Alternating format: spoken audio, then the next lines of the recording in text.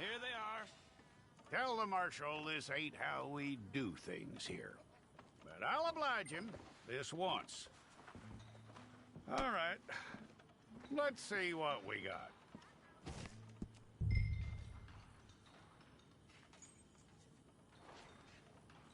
It's got to be one of you.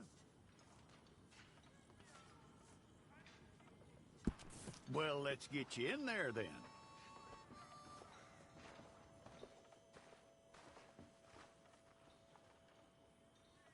I'm gonna need your details.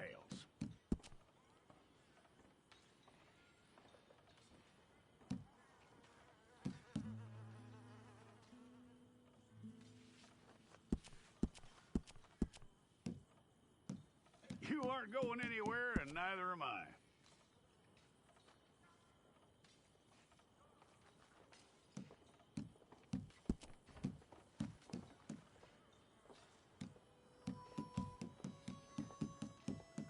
Take the time and get this right.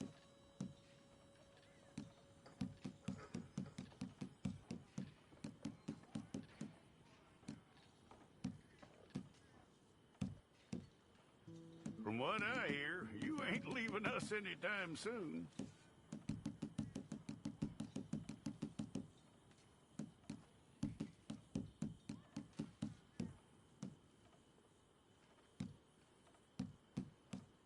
We're gonna need a fair record of you.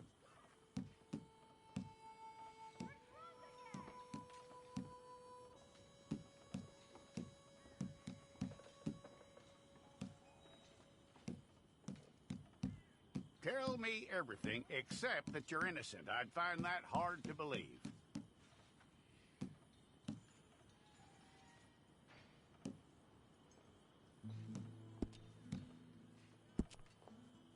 Quite a record we'll have on you.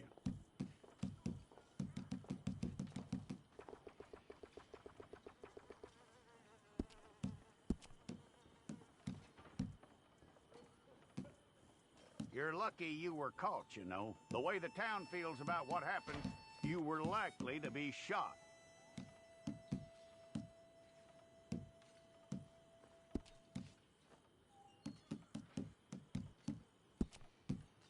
It's a process, all right, but a necessary one.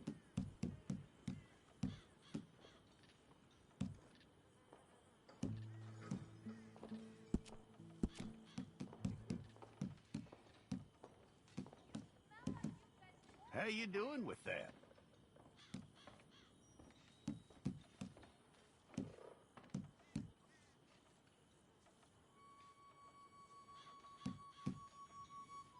Okay, then.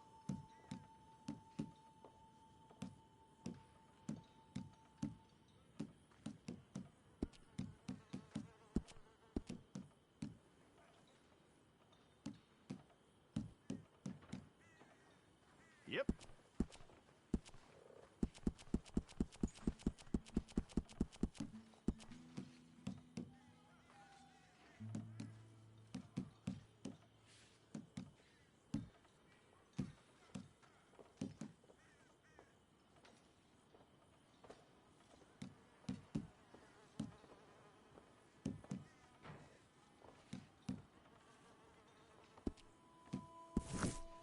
Okay, let's get a photograph. Hold up your fingers.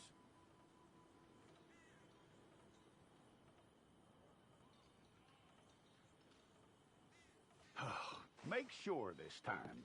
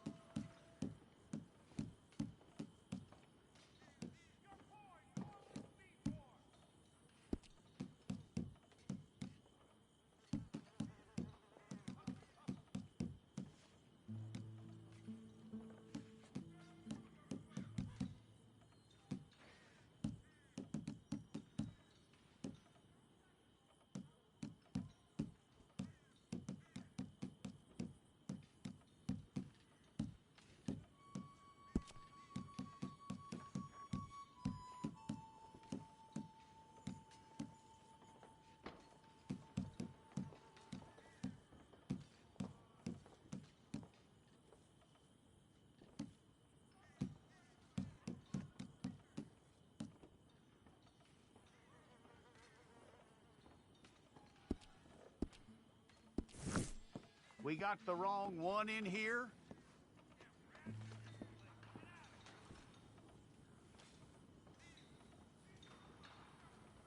Okay, you, head through there.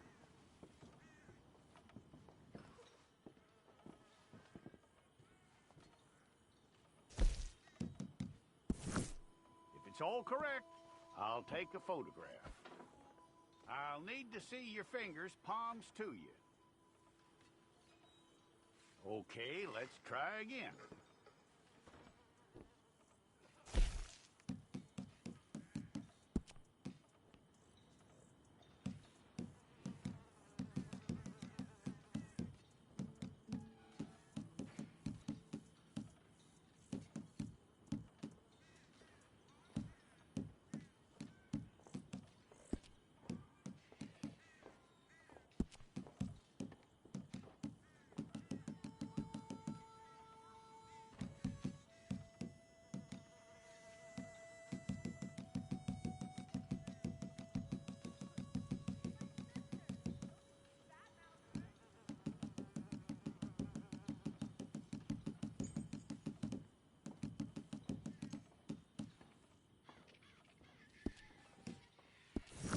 We pulled the wrong one of you?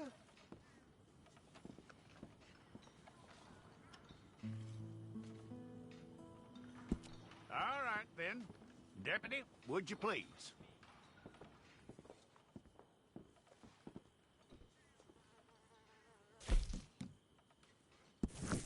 Fine. Go and get your picture took. Bring your hands up onto your chest.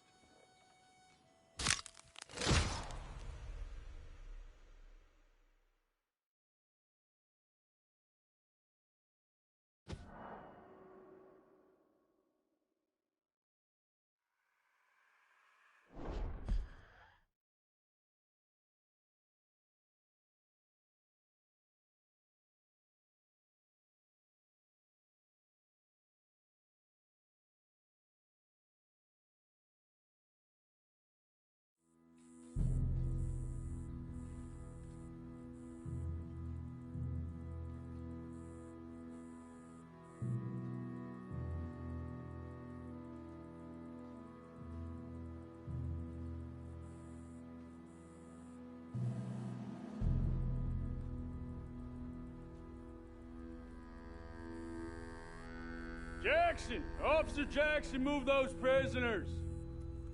Officer Benton! Kitchens aid staff! Officer Townsend, those rocks ain't gonna break themselves. What are you standing there for? Get moving! What are you looking at? Go on, get moving!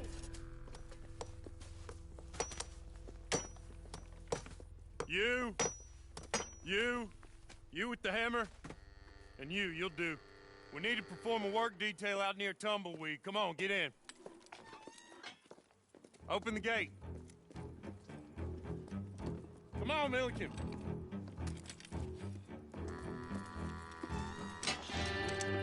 Yeah!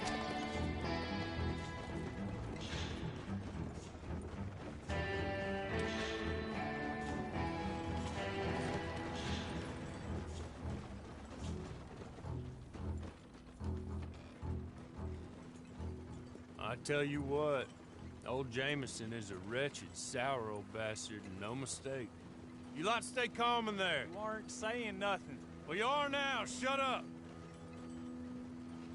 You know, my wife has acquired ideas significantly above her station. She's been reading too many goddamn books. Of women, I mean. And men, I guess. Unnecessary. Doesn't add much to the world. Education.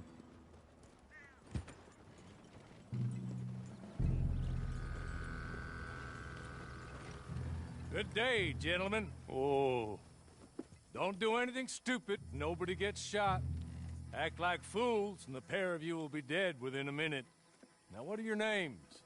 Jenkins and Milliken. Well, Mr. Jenkins and Mr. Milliken, throw your guns to the ground and get on down here. That's it. Very glad to meet you. It's not worth being rash. You boys get paid a salary. You get that salary whether these people escape or not. Your wives presumably want you alive. Let them out.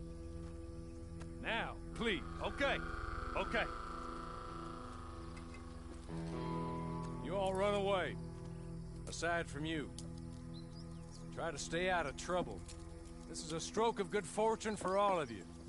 Use it.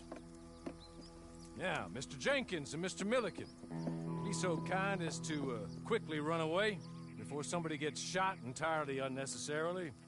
Go on, don't look back. Mr. Wendt, I believe it was $50 we agreed on. It was. Here's 50 each. Each? Yes. Now get out of here, both of you. My employer and I appreciate your professionalism. All we did was stand there and look tough. And you did it fantastically well. Good day, gentlemen. Now, sir, how about you pick up these guns, and we move out? My mistress is waiting for us.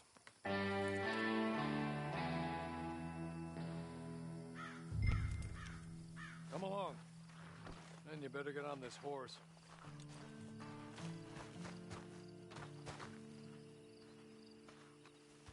It's not much of an animal, but they haven't got far to ride.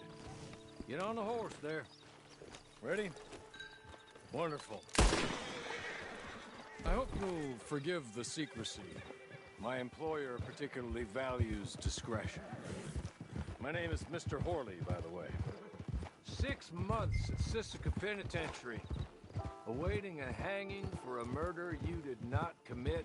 Must have felt a whole lot longer, my friend. You still seem strong, though. I mean, doesn't look like breaking all those rocks has left you entirely broken, in body or in spirit. I hope I am right about that. Rounding you folks up, and those sham trials, they were a disgrace. Made a mockery of the rule of law. Still can't quite believe they got away with it. There's others convicted when you were. Came out breathing fire. Maybe you're like that too. Guess we'll see. Or maybe you just want to put it all behind you, forget you were in there at all. That would be fine, of course, but you will listen to my mistress first. She spent a good sum getting you folks out. You owe her an audience, at least. She's just up here. There's the camp. Hit your horse.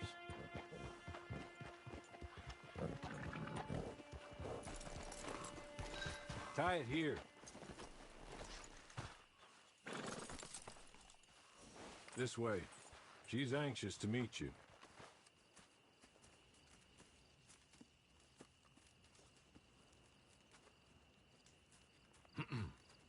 Madam, we're back. Hello. Jessica Leclerc, how do you do? What did you tell him? Nothing, as we discussed. Thank you, Horley. I do hope we haven't inconvenienced you dreadfully. But seeing as you were due to be hanged in a week, I'm sure you don't object too strongly. I know you're innocent. Well, not perhaps exactly innocent, but not guilty of what you were accused.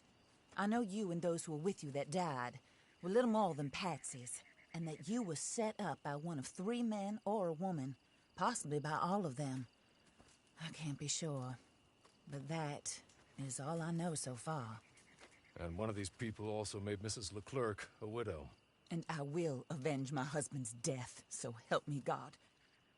But I will not avenge it upon them who did not cause it, or caused it unwittingly.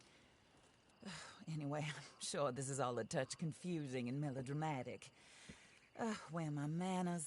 Horley, please show our guests to their tent and give them some fresh clothes to put on. Very good, madam. Then serve us both a little refreshment. Certainly, madam.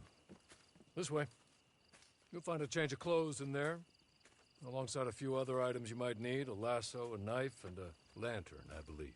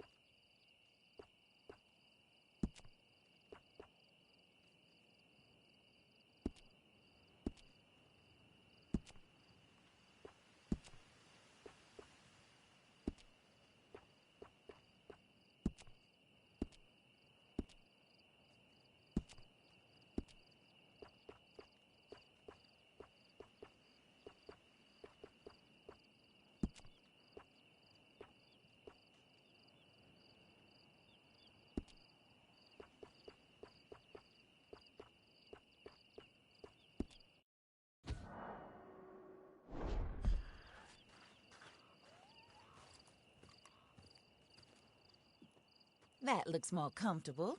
Hawley, Here, madam. your very good health.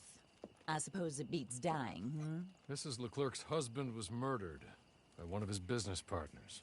And I intend to find out which one. Or rather, I intend for you to find out. And kill them. You're the only person I could possibly trust to do whatever it takes. Because you and your accomplices, you're the only other victims of their lies still alive. You see, you walked into the town at approximately the same time my husband was shot in the back, but by another gun, firing different bullets to those you possessed when you were arrested. These bullets, this was their mistake. You were rounded up and sentenced to death, all because you came to town and didn't talk too much and seemed like you were nasty. Anyway, here they are, the people who run Blackwater. Mr. Jeremiah Shaw, banker, real estate speculator, and crook. Mr. Amos Lansing, ranch owner, speculator, and crook. Mrs. Grace Lansing, his wife, society patroness, lover of the arts, crook, and my former best friend. Teddy Brown, her disgraced brother, outlaw, wanted man, and still in contact with them. All I ask of you is your help in finding out quite what happened. Mrs. Leclerc would like to help you get back on your feet.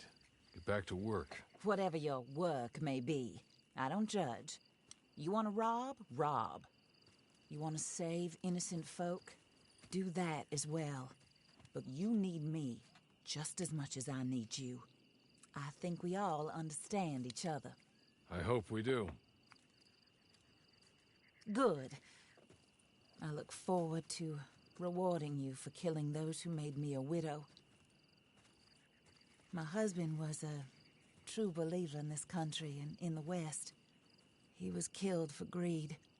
Foul greed when there's quite enough for everybody. I don't care what your scruples are as to killing. I will take the full burden of that sin upon my shoulders. Goodbye, for now. Then Hawley, go introduce him to nice Mr. Cripps. I think you'll like Cripps well enough. He's long past his prime, of course, but he hasn't gone entirely crazy just yet. And he will help you, better than most of his ilk. Cripps! Get up! Hello, partner. Hawley. This is your new boss. Oh, pleased to meet you, partner. J.B. Cripps at your service. We'll pay to get your camp established. Mrs. Leclerc is a generous benefactor. And, where are we headed?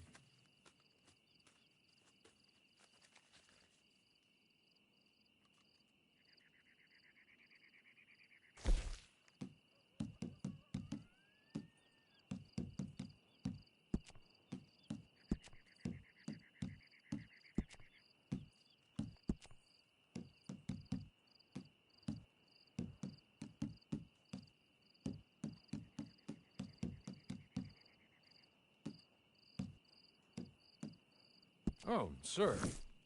While Cripps is establishing your camp, perhaps you can go to the station and see the clerk, then head to see Clay Davies. He's a horse thief and not a terribly nice one. Then meet Cripps back at your camp. See you shortly, boss.